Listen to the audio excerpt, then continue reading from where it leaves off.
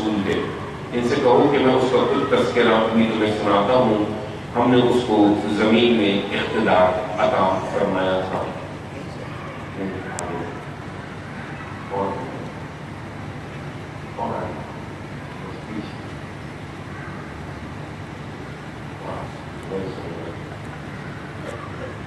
تو اللہ تعالیٰ نے بعض اپنے نبیوں کو اقتدار عطا فرمایا تھا۔ ضروری نہیں کہ ہر نبی یا رسول کو اقتدار عطا فرمائے، نہ نبیوں کا اور رسولوں کا یہ مقصد ہے کہ دنیا میں ان کو اللہ تعالیٰ اقتدار عطا فرمائے۔ انبیاء علیہ السلام کے بھیجنے کا مقصد صرف اللہ تعالیٰ کی طرف بلانا ہوتا ہے اور لوگوں کی اخلاقی برائیوں کو دور کرنا ہوتا ہے، یعنی اخلاقی تربیت۔ وہ تم سے ذوالقرنین کے بارے میں پوچھ رہے ہیں، ان سے کہو کہ میں اس کا کچھ تذکرہ ابھی تمہیں سناتا ہوں۔ ہم نے اس کو زمین میں اقتدار عطا فرمایا تھا اور اس کو ہر قسم کے اسباب و وسائل بخشے تھے۔ پھر اس نے ایک مرتبہ ایک مہم کا سامان کیا، یہاں تک کہ وہ سورج کے غروب ہونے کی جگہ تک پہنچا تو اس نے سورج کو دیکھا کہ ایک سیاہ کیچڑ کے چشمے میں ڈوب رہا ہے۔ یہ تشبیہ دی ہے کہ جب شام کو سورج ڈوبتا ہے سمندر میں تو ایسا لگتا ہے کہ وہ کسی کیچڑ میں ڈوب رہا ہے، اور اس کے پاس اسے ایک قوم ملی۔ ہم نے کہا کہ اے ذوالقرنین، یہ تیرے اختیار میں ہے کہ چاہو تو انہیں سزا دو اور چاہو تو ان کے ساتھ اچھا سلوک کرو۔ اس نے کہا جو ان میں ظلم کرے گا میں اس کو سزا دوں گا، پھر وہ اپنے پروردگار کی طرف لوٹایا جائے گا تو وہ بھی اس کو سخت سزا دے گا۔ اس کے برخلاف جو ایمان لائے گا اور اچھا عمل کرے گا اس کے لیے اس پروردگار کے پاس بھی اچھی جزا ہے، اور ہم بھی اس کے ساتھ اپنا معاملہ آسان کریں گے۔ پھر اس نے ایک دوسری مہم کا سامان کیا، یہاں تک کہ جب وہ طلوع آفتاب کی جگہ تک پہنچا تو اس نے دیکھا کہ وہ ایک ایسی قوم پر طلوع ہو رہا ہے جن کے لیے ہم نے آفتاب کے ادھر کوئی آڑ نہیں رکھی تھی۔ یہ اسی طرح ہوا، اور جو کچھ ذوالقرنین کے پاس تھا اسے ہم خوب جانتے تھے۔ اس نے پھر ایک اور مہم کا سامان کیا، یہاں تک کہ جب دو پہاڑوں کے درمیان ایک درے تک پہنچا تو ان کے اس طرف اس کو ایک ایسے لوگ ملے جو کوئی بات سمجھ نہیں پاتے تھے۔ انہوں نے درخواست کی کہ اے ذوالقرنین، یاجوج اور ماجوج اس زمین میں فساد پھیلاتے ہیں، تو کیا یہ ہو سکتا ہے کہ ہم آپ کے لیے خراجات کا بندوبست کریں اور آپ ہمارے اور ان کے درمیان کوئی روک یا رکاوٹ بنا دیں؟ اس نے جواب دیا کہ جو کچھ میرے پروردگار نے میرے اختیار میں دے رکھا ہے وہ بہتر ہے، تم البتہ ہاتھ پاؤں سے میری مدد کرو، میں تمہارے اور ان کے درمیان ایک دیوار کھڑی کیے دیتا ہوں، مجھے لوہے کی سلیں لا دو۔ چنانچہ وہ فراہم کر دی گئی، یہاں تک کہ جب اس نے ان دونوں پہاڑوں کے درمیان خلا کو کاٹ دیا تو کہا کہ دھوں کو، حتیٰ کہ جب اس کو آگ کر دیا تو حکم دیا کہ لاؤ اب میں اس پر پگھلا ہوا تانبا انڈیل دوں۔ سو ایک ایسی دیوار بن گئی، یاجوج و ماجوج اب نہ اس کو چڑھ سکتے تھے اور نہ اس میں نقب لگا سکتے تھے۔ ذوالقرنین نے کہا کہ یہ میرے پروردگار کی رحمت ہے، پھر جب میرے پروردگار کے وعدے کا ظہور ہوگا تو وہ اس کو ڈھا کر برابر کر دے گا، اور میرے پروردگار کا وعدہ برحق ہے۔ اس دن ہم لوگوں کو چھوڑ دیں گے کہ ایک دوسرے سے موجوں کی طرح ٹکرا رہے ہوں گے اور سور پھونکا جائے گا، یعنی بالکل جو اس دنیا کا آخری دن ہوگا اس دن جو ہے اس دیوار سے وہ پھیلان کر باہر آ جائیں گے یاجوج ماجوج، اور اسی دن جو ہے وہ سور پھونکا جائے گا۔ اس طرح ہم ان سب کو اکٹھا کر لیں گے، اور اس دن ہم دوزخ کو ان منکروں کے سامنے پیش کریں گے جن کی آنکھوں پر میری یاد دہانی سے پردہ پڑا رہا اور وہ سننے کی تاب نہیں لاتے تھے۔ پھر کیا یہ منکرین اس خیال میں ہے کہ میرے بندوں کو یہ میرے سوا اپنا کارساز بنا لیں؟ یہ محض خوش فہمی ہے۔ ایسے منکروں کی مہمانی کے لیے ہم نے جہنم تیار کر رکھی ہے۔ ان سے کہو کہ ہم تمہیں بتائیں کہ اپنے اعمال کے لحاظ سے سب سے زیادہ خسارے میں کون ہے؟ اللہ بتا رہا ہے کہ اس دنیا میں تو ہر کوئی صبح اٹھ کے کام شروع کر دیتا ہے، سب سے زیادہ خسارے میں کون لوگ ہیں؟ وہ لوگ جن کی تمام جد و جہد دنیا کی زندگی میں حقارت ہو گئی اور وہ اسی خیال میں رہے کہ وہ بہت اچھا کام کر رہے ہیں۔ یہی لوگ ہیں جنہوں نے اپنے پروردگار کی آیات اور اس سے ملاقات کا انکار کیا۔ یعنی اگر قرآن کریم کو نہیں سمجھا اور ان کی آیات پر ایمان نہیں لائے تو اس کو سمجھ کے جو ایمان لانا تھا اور اس سے خدا کا تعارف حاصل کرنا تھا، تو یہ اگر نہیں کیا تو دنیا میں جتنی بھی جدوجہد اور جتنی بھی کوششیں اور سعی ہو رہی ہے وہ سب بیکار ہے۔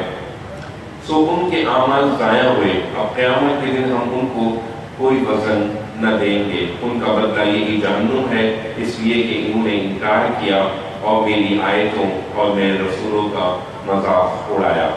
البتہ جو ایمان لائے اور انہوں نے اچھے عمل کیے ان کے لیے فردوس کے باغوں کی مہمانی ہے۔ کہ فردوس سب سے جو اعلیٰ قسم کی VIP کی جنت ہے اس کا نام ہے، وہ اس میں ہمیشہ رہیں گے، وہاں سے کبھی اٹھنا نہ چاہیں گے۔ یہ نشانیاں مانگتے ہیں، یہ بتاؤ کہ اے پیغمبر میرے پروردگار کی نشانیوں کو لکھنے کے لیے اگر سمندر روشنائی بن جائے تو سمندر ختم ہو جائے گا اس سے پہلے کہ میرے پروردگار کی نشانیاں ختم ہوں، اگرچہ ہم اس کے ساتھ اسی کی مانند اور سمندر ملا دیں۔ یعنی خدا کی نشانیاں تو اتنی ہیں اس دنیا، اس کائنات کے اندر کہ سمندر کی جو پانی ہے اگر سیاہی بن جائے تو وہ ختم ہو جائے، مگر نشانیوں کو دیکھنے والا دل چاہیے۔ ان سے کہو کہ تم کس سے نشانیاں مانگتے ہو؟ میں بھی تمہاری ہی طرح کا ایک آدمی ہوں، بس مجھ پر وہی آتی ہے کہ تمہارا معبود صرف ایک ہی معبود ہے۔ یہاں رسول کے بارے میں بتایا جا رہا ہے کہ آپ اپنی زبان سے خود کہہ دیجیے میں بھی تمہاری طرح کا ایک بشر ہوں، بس مجھ میں اور تم میں فرق یہ ہے کہ مجھ پر وہی آتی ہے، اور وہ وہی بھی کیا آتی ہے کہ تمہارا معبود صرف ایک ہی معبود ہے۔ لہٰذا جتنی ضروریات اللہ تعالیٰ نے حصی تمہارے اندر رکھی ہیں اسی طرح میرے اندر بھی رکھی ہیں۔ جیسے تمہیں تکلیف ہوتی ہے مجھے بھی تکلیف ہوتی ہے، تمہیں کسی اچھی چیز سے خوشی ہوتی ہے تو مجھے بھی ہوتی ہے، تمہیں اگر تانے سے دل دکھتا ہے تو میرا بھی دل دکھتا ہے۔ میں بھی شادیاں کرتا ہوں، میرے بھی بچے ہیں اور مجھے بھی ان سب چیزوں کی ضرورت ہے، مجھے بھی بھوک لگتی ہے، تو ہر چیز میں تمہاری طرح ہوں۔ مجھ پر وہی آتی ہے کہ تمہارا معبود صرف ایک ہی معبود ہے، سو جسے اپنے پروردگار سے ملنے کی امید ہو اسے چاہیے کہ نیک عمل کرے اور اپنے پروردگار کی عبادت میں کسی کو شریک نہ ٹھہرائے۔ سورہ مریم ہے، حضرت مریم کے متعلق یہاں پہ گفتگو ہوگی اور حضرت زکریا علیہ السلام اور حضرت عیسیٰ علیہ السلام کی پیدائش کا تفصیلی ذکر ہوگا۔ اللہ کے نام سے جو سراسر رحمت ہے جس کی شفقت ابدی ہے، یہ سورہ کاف ہا یا عین صاد ہے۔ یہ تیرے پروردگار کے فضل و رحمت کا ذکر ہے جو اس نے اپنے بندے زکریا پر کیا تھا جب اس نے اپنے پروردگار کو چپ کے پکارا۔ یہ بتا دیا کہ انبیاء کی سنت بھی یہی ہے کہ وہ چیخ و پکار کر کے اور لوگوں کو سنا کے اپنے خدا سے نہیں مانگتے بلکہ چپ کے مانگتے ان کو یقین ہے کہ میرا رب جو ہے وہ دل کی دھڑکن اور ان کے خیالات کو بھی جانتا ہے اور جو میں دل میں دعا مانگتا ہوں اس کو بھی سنتا ہے۔ تو جب اس نے اپنے پروردگار کو چپ کے پکارا، اس نے عرض کیا کہ میرے پروردگار میری ہڈیاں بوڑھی ہو گئی ہیں اور سر بڑھاپے سے بھڑک اٹھا ہے، اور اے پروردگار تجھ سے مانگ کر میں کبھی محروم نہیں رہا۔ مجھے اپنے پیچھے اپنے بھائی بندوں سے اندیشہ ہے اور میری بیوی بانجھ ہے، تو اپنے پاس سے تو مجھے ایک وارث عطا فرما دے جو میرا وارث بھی ہو اور یعقوب کے خاندان کا بھی، اور میرے پروردگار تو اس کو ایک پسندیدہ انسان بنا۔ فرمایا اے زکریا ہم تمہیں ایک لڑکے کی بشارت دیتے ہیں جس کا نام یحییٰ ہوگا، ہم نے اس سے پہلے اس کی کوئی نظیر نہیں بنائی۔ اس نے عرض کیا پروردگار میرے ہاں لڑکا کیسے ہوگا جبکہ میری بیوی بانجھ ہے اور میں خود بڑھاپے کی انتہا کو پہنچ چکا ہوں۔ فرمایا ایسا ہی ہوگا، تیرے پروردگار کا ارشاد ہے کہ میرے لیے بہت آسان ہے، میں اس سے پہلے تجھے پیدا کر چکا ہوں جبکہ تم کچھ بھی نہیں تھے۔ زکریا نے کہا کہ میرے پروردگار میرے لیے کوئی نشانی ٹھہرا دیجیے۔ فرمایا تمہارے لیے نشانی یہ ہے کہ تم 3 شب و روز لوگوں سے بات نہیں کر سکو گے جبکہ تم بالکل تندرست ہوگے۔ चुनाचे महराब इबादत से निकलकर वो अपने लोगों के पास आया, फिर इशारे से उनको हिदायत की कि सुबह व शाम खुदा की तस्बीह करते रहो। ये बशारत पूरी हुई।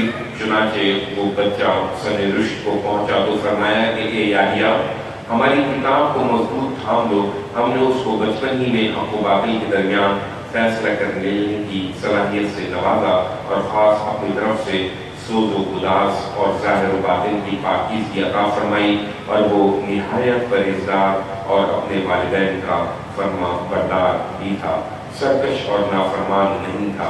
और उस पर सलामती की बशारत थी जिस दिन वो पैदा हुआ और जिस दिन वो मरेगा और जिस दिन वो जिंदा उठाया जाएगा। अब इस किताब में मरियम का जिक्र करो। जब वो अपने घर वालों से अलग होकर बैतुल मुक़द्दस की मशरिक़ी जानिब गोशा नशीन हो गई थी और अपने आप को उनसे पर्दे में कर लिया था, फिर हमने उसके पास अपना फरिश्ता भेजा और वो उसके सामने एक पूरे आदमी की सूरत में नमूदार हुआ।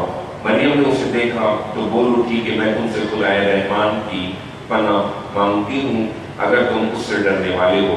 उसने कहा, मैं तुम्हारे परवरदिगार ही का फरिश्ता हूँ और इसलिए भेजा गया हूँ कि तुम्हें एक पाकीज़ा फर्जंद अता करूँ। मरियम ने कहा, मेरे यहाँ लड़का कैसे होगा, न मुझे किसी मर्द ने हाथ लगाया है और न मैं कभी बदकार रही हूँ। उसने कहा, इसी तरह होगा, तुम्हारा परवरदिगार फरमाता है, ये मेरे लिए बहुत आसान है, और हम ये इसलिए करेंगे कि वो हमारा पैगम्बर हो और हम उसको लोगों के लिए एक निशानी और अपनी तरफ से रहमत बनाएं, और ये बात तय कर दी गई है। सो मरियम इस बच्चे से हामला हो गई और बैतुल मक़दस से निकलकर उस हमल को लिए हुए एक दूर की जगह चली गई। फिर वो वक्त भी आ गया कि ज़चगी की तकलीफ उसे खजूर के तने के पास ले आई। उस वक्त सख्त बेबसी की हालत में उसने कहा कि ऐ काश मैं इससे पहले मर ही जाती और भूली बसरी हो जाती।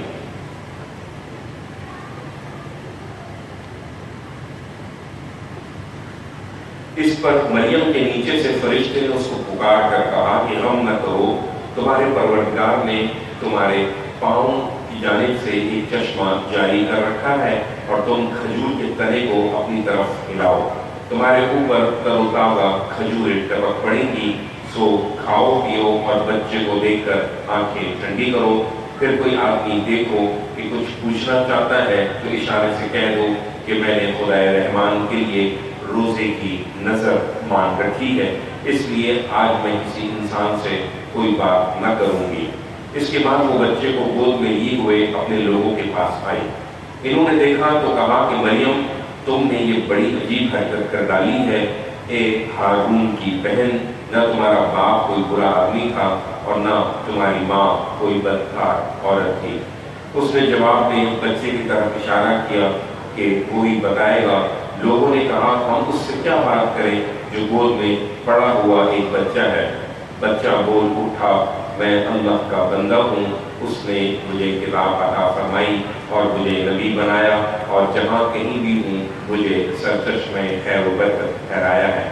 उसने मुझे हिदायत फरमाई है कि जब तक मैं जिंदा रहूँ नमाज और ज़कात का एहतमाम करूँ, और मुझे अपनी माँ का फर्माबरदार बनाया है, मुझे सरकश और बदबख्त नहीं बनाया, और मुझ पर सलामती की बशारत है जिस दिन मैं पैदा हुआ और जिस दिन मैं मरूंगा और जिस दिन जिंदा करके उठाया जाऊंगा।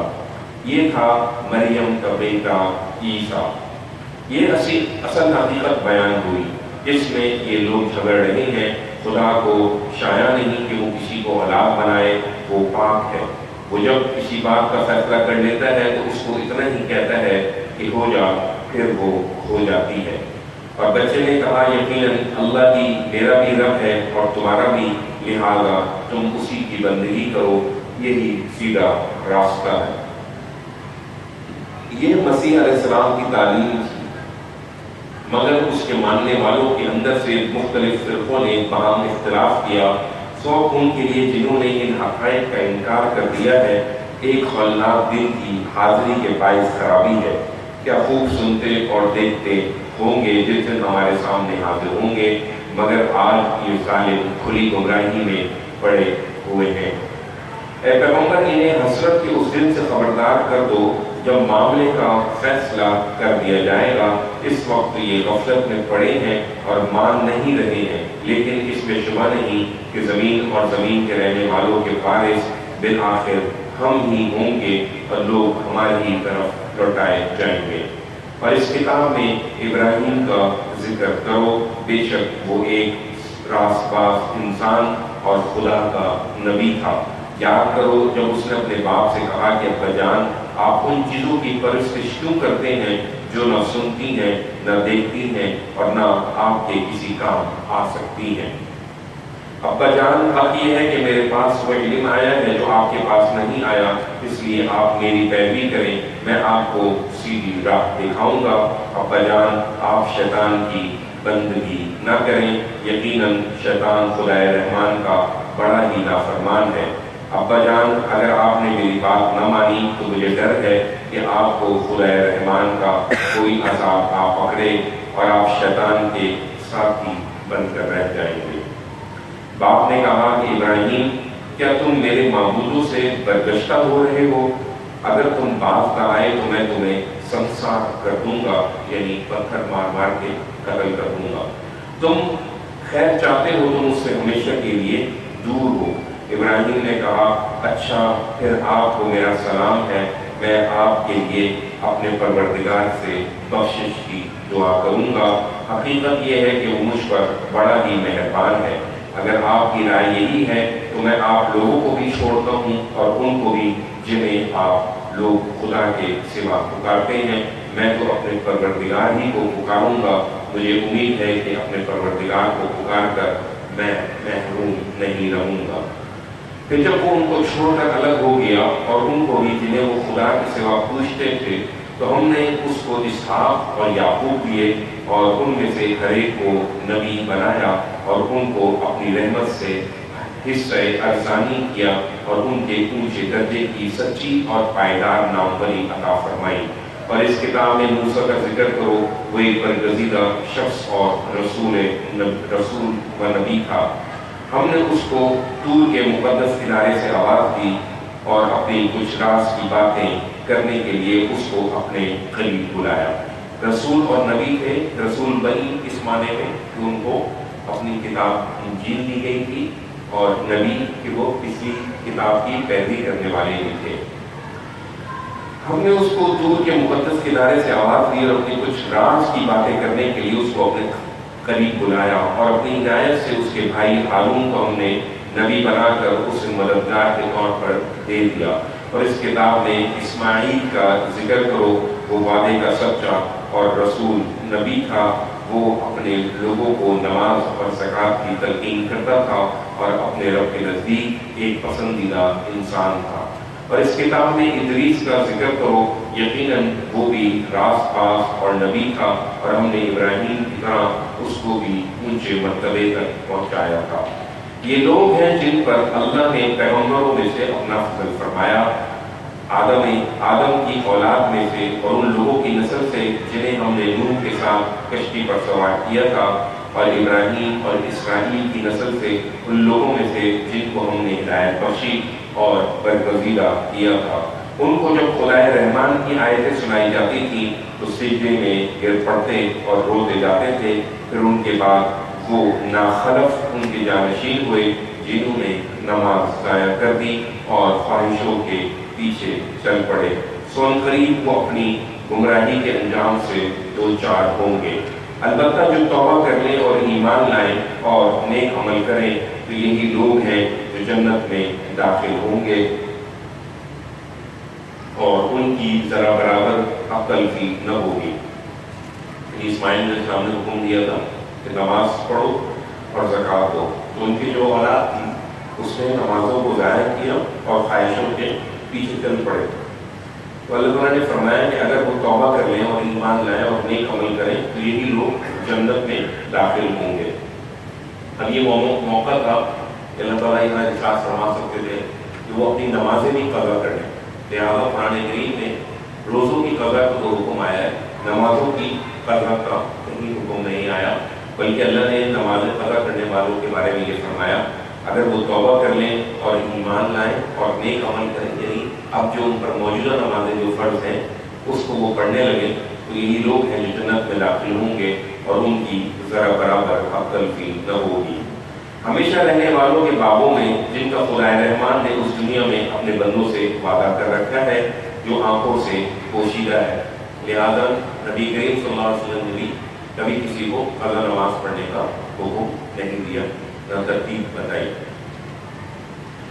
البتہ روزوں کے بارے میں قرآن کریم نے حکم دیا ہے کہ جو بیماری یا سفر کی وجہ سے چھوڑ دیں تو وہ بعد کے دنوں میں پورا کریں، اور اگر وہ بعد کے دنوں میں بھی پورا نہیں کر سکتا، ایسا مریض ہو گیا، ایسا بیمار ہو گیا، تو اس کے لیے یہ ہے کہ وہ ایک روزے کا ایک فدیہ یعنی 2.25 کلو گندم جو ہے وہ مستحق زکوٰۃ کو یا کسی غریب کو دے دے، تو وہ روزے کی طرف سے اس کا فدیہ ہو جائے گا۔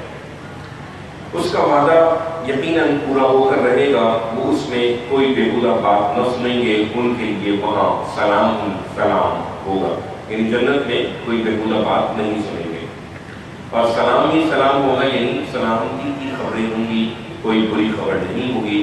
ان کا رزق صبح و شام اس میں مہیا ہوگا۔ یہ وہ جنت ہے جس کا وارث ہم اپنے بندوں میں سے ان کو بنائیں گے جو خدا سے ڈرنے والے ہوں گے۔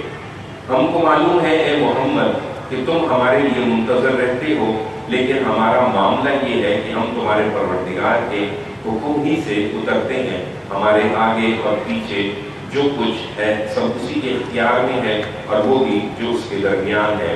تم مطمئن رہو، تمہارا پروردگار کسی چیز کو بھولنے والا نہیں ہے، وہ زمین اور آسمانوں اور ان کے درمیان کی ہر چیز کا مالک ہے، سو اسی کی بندگی کرو اور اسی کی بندگی پر جمے رہو۔ کیا تمہارے علم میں اس جیسا کوئی اور بھی ہے؟ انسان کہتا ہے کہ اگر میں مر جاؤں گا تو پھر زندہ کر کے نکالا جاؤں گا۔ کیا انسان کو یاد نہیں آتا کہ ہم اس سے پہلے اس کو پیدا کر چکے ہیں جبکہ وہ کچھ بھی نہیں تھا؟ سو تیرے پروردگار کی قسم، ہم ان کو بھی ضرور اکٹھا کریں گے اور ان کے شیطانوں کو بھی، پھر ان کو جہنم کے گرد اس طرح حاضر کریں گے کہ جس طرح مجرموں کی طرح وہ گھٹنوں کے بل بیٹھے ہوئے ہوں گے۔ پھر ہر گروہ میں سے ہم ان لوگوں کو چھانٹ کر الگ کر دیں گے جو خدا رحمان کے مقابل میں سب سے زیادہ سرکشی کرنے والے بنے رہے۔ پھر ان لوگوں کو سب سے بڑھ کر جاننے والے بھی ہم ہی ہوں گے جو سب سے زیادہ مستحق ہوں گے جہنم میں جا پڑے۔ خدا رحمان کے مقابل میں اکڑنے والوں، تم میں سے ہر ایک کو اس میں لازماً داخل ہونا ہے، یہ ایک طے شدہ بات ہے اے پیغمبر جس کو پورا کرنا تیرے رب کے ذمے ہے۔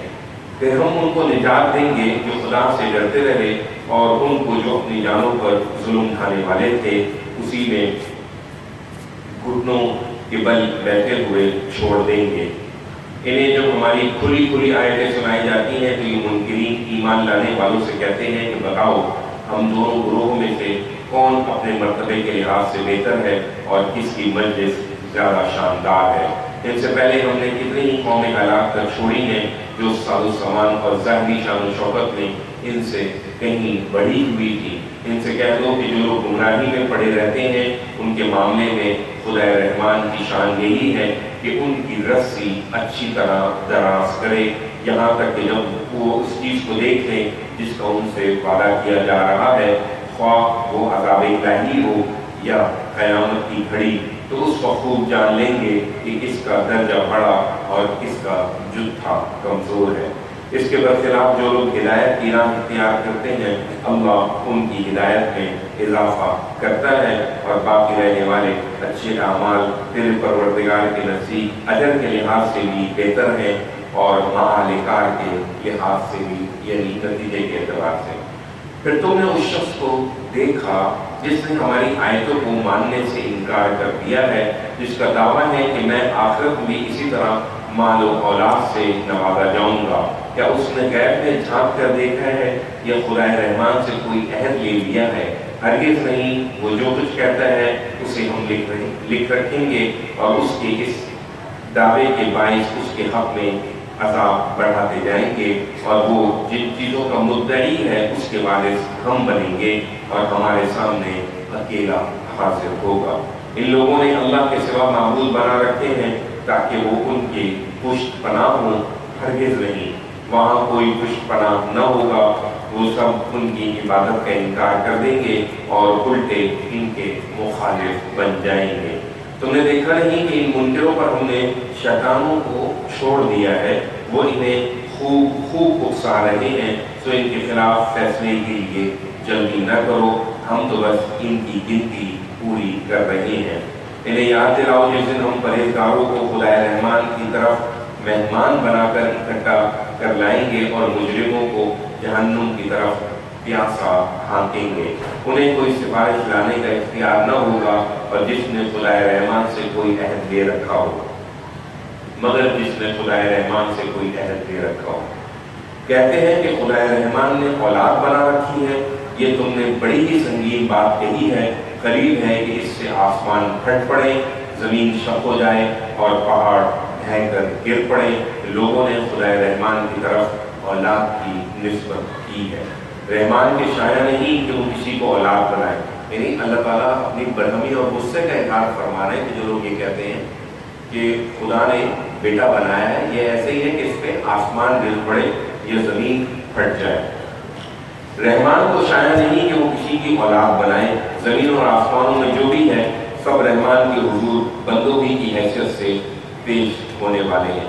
अब ये जो है अल्लाह ताला इसमें बरहमी का इजहार फरमा रहे हैं और इस चीज़ का इजहार फरमा रहे हैं कि ये लोग जो है वो खुदा की गुस्ताखी कर रहे हैं, मगर इनके बारे में भी अल्लाह ताला कोई हुक्म नाज़िल नहीं कर रहा। इतनी बात कह दी कि ये जुल्म उठा रहे हैं। वो इनका इहाता किए हुए है और उसने उन्हें अच्छी तरह गिन रखा है। उनमें से हर एक क़यामत के दिन उसके सामने अकेला हाजिर होगा। ये बता दिया कि हम में से हर शख्स की जो पेशी है वो अल्लाह के सामने अकेले होगी, बिल्कुल कोई हमारे साथ कोई चीज़ भी नहीं होगी, ना कोई बुजुर्ग होगा, ना औलाद होगी, ना बेटा हाफिज होगा, ना कोई पीर साहब होंगे, ना कोई आलिम होंगे। अकेला हाजिर होगा और उसके साथ जो चीज़ होगी वो उसके आमाल के दफातर होंगे। अलबत्ता जो लोग ईमान लाए और इन्होंने नेक अमल किए हैं, अनकरीब खुदाए रहमान उनके लिए अपने हुजूर में मेहर मोहब्बत की फ़ज़ा पैदा कर देगा। सो ए पैगम्बर, हमने इस कुरान को तुम्हारी ज़बान में इसीलिए सहल और मौजू बना दिया है कि तुम उन लोगों को इसके ज़रिए से बशारत दो जो खुदा से डरने वाले हैं और इन हट धर्म लोगों को इसके ज़रिए से खबरदार कर दो। यानी कुरान करीम का जो मकसद है वो यही है कि इससे बशारत मिले और इससे खबरदार कर दिया जाए। इसका मकसद ये नहीं है कि इसके ज़रिए से तिलावत करके लोग सवाब हासिल करें। सवाब हासिल करने के लिए तो अल्लाह ने और चीज़ें बनाई हैं कि सबका करो, खैरात करो और नेकी के काम करो। कुरान करीम ने कहीं अपने बारे में नहीं कहा कि हमने ये किताब इसलिए नाज़िल की है कि लोग इसको पढ़कर सवाब हासिल करें और नेकियां हासिल करें। इसका रसूल का मकसद ये है कि ये रसूल तुम बशारत दे दो कि नेक अमाल करने वालों के लिए खुशखबरी है और बुरे काम करने वालों के लिए अज़ाब। सो एक पैगम्बर, हमने इस कुरान को तुम्हारी ज़बान में इसलिए सहल और मौजू बना दिया है कि तुम उन लोगों को इसके ज़रिए से बशारत दो जो खुदा से डरने वाले हैं और इन हट धर्म लोगों को इसके ज़रिए से खबरदार कर दो। इनसे पहले कितनी ही कौमों को हमने हलाक कर छोड़ा है, क्या तुम उनमें से किसी की आहट पाते हो या किसी की भिनक कहीं सुनते हो? वो आखिर दावाना अनिल हम्दुलिल्लाह।